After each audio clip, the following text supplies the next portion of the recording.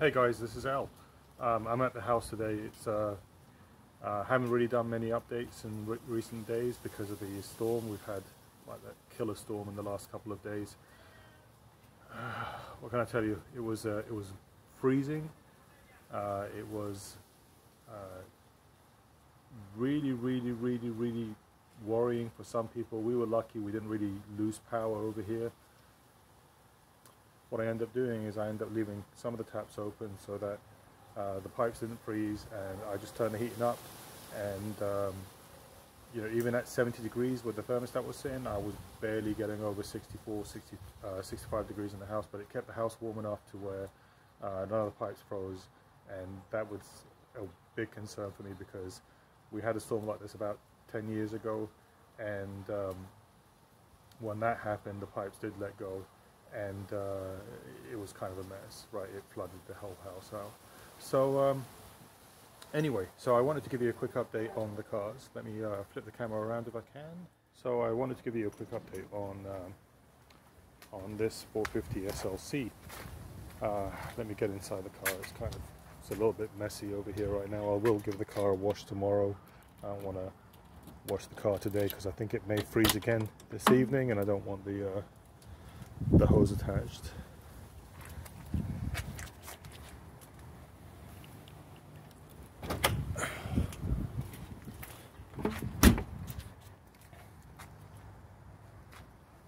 So I cut this tree down, hoping that I can stop the birds from doing what they're doing, but not really doing very well.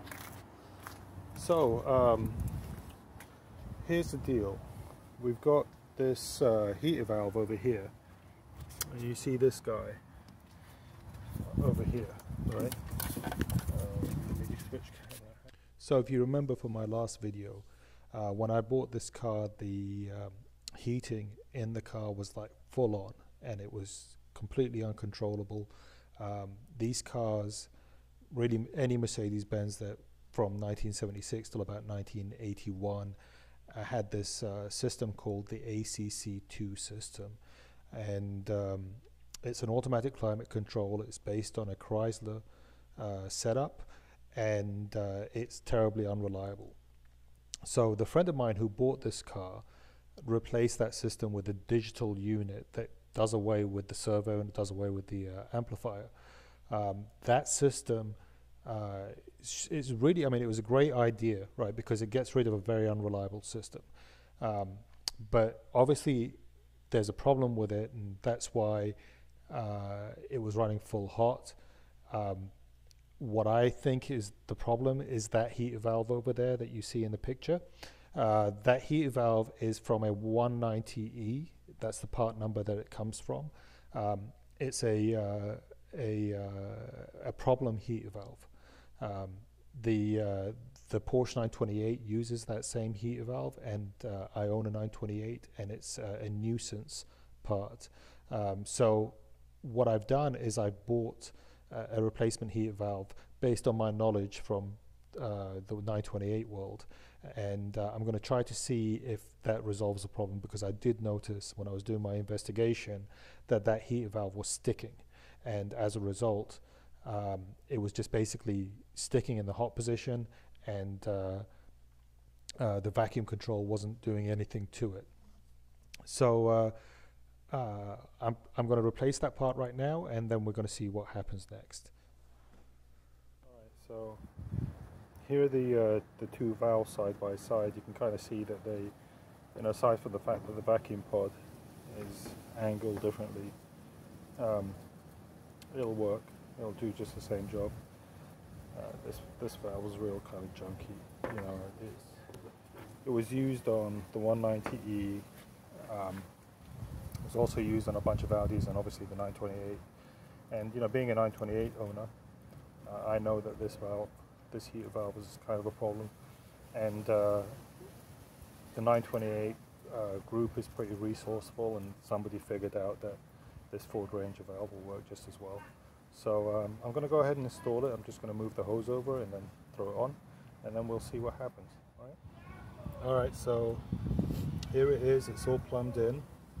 I've got the little overflow tank open a little bit now because I lost a tiny bit of cooler doing this swap, but it's all plumbed in right now. So let me see if I can start it, and it'll have to warm up and then we can test it. Alright guys, so everything's back on.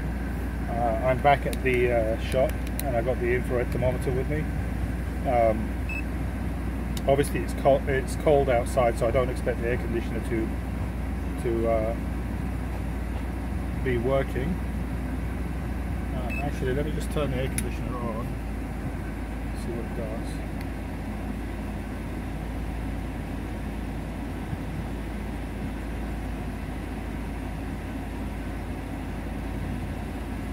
We're getting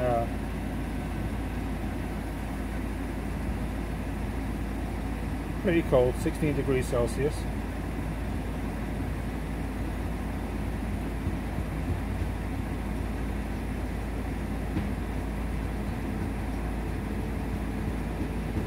Alright, so now I'm going to turn the heater valve on. So the temperature's set to max heat now, you see.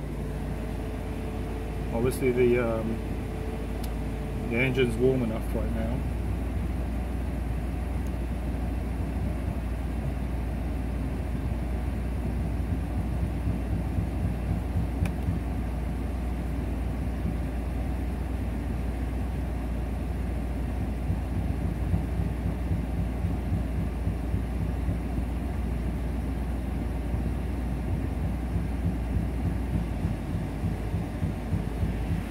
Go check the temperature.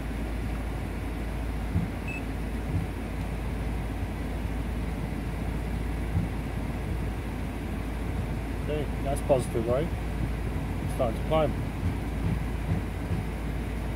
So I guess that the heater valve was the problem. So my buddy who sold me this car, he bought this deal on eBay, and I'm pretty sure I know the vendor that sold him this updated electronic unit, right?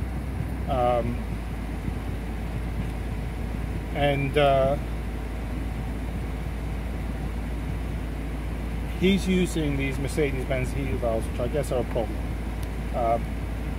If you bought this car, if you bought this unit from this guy, and you watch my videos,